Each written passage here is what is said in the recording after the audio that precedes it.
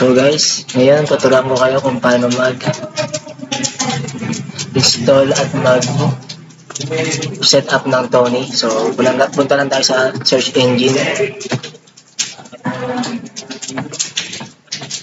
and search for Tony.org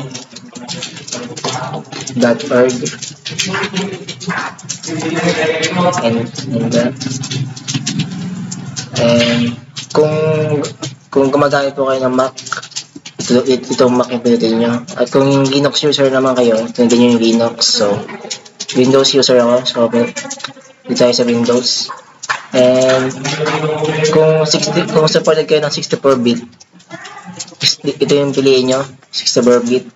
And kung 32-bit naman yung system nyo, ito yung piliin nyo. So, 64-bit ako. Dito na doon natin. So, ito na natin to. So, downloading na pala.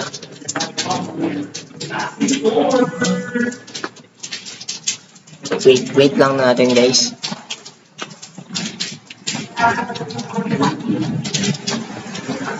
So, pagtapos yung ma-download guys, punta na kayo sa file manager. So, hanapin nyo lang yung download. Punta tayo sa download. And pwede natin itong Tony list.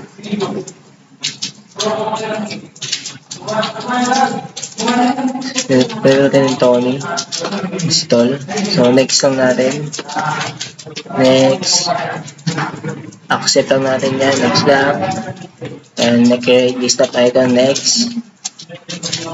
So yung location niya guys. So install lang natin yan. Next. Install lang.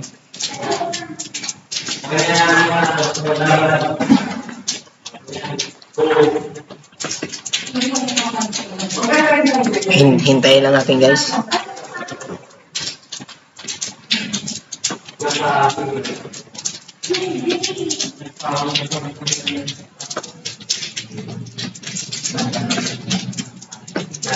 So na-finish na guys. So back lang natin.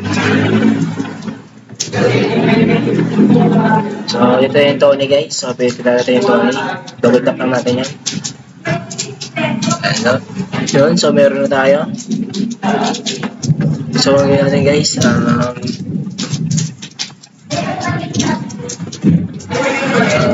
wait lang guys ha. So mag-print tayo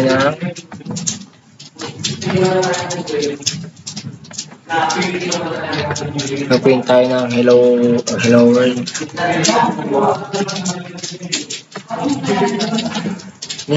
Sorry guys.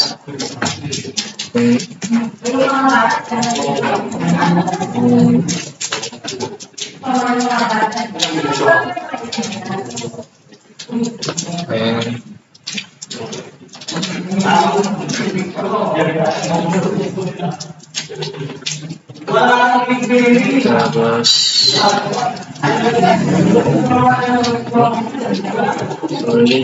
sorry guys na ang gulo.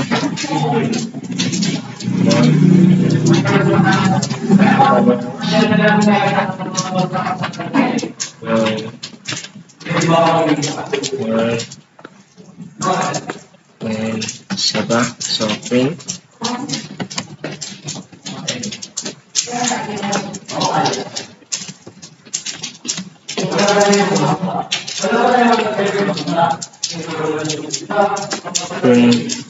Yung short name natin. So, run lang natin. Punta natin yung file. And yung run.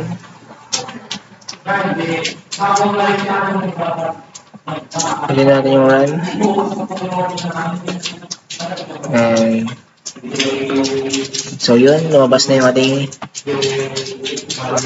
nilagay na code doon. So ito na siya sa baba ng hello world and ating yung lunat. So save na natin siya guys. So punta tayo sa file, save. So natin yung lunat, yung pwede natin. Ayan, save lang natin. Yun lang. Thank you guys.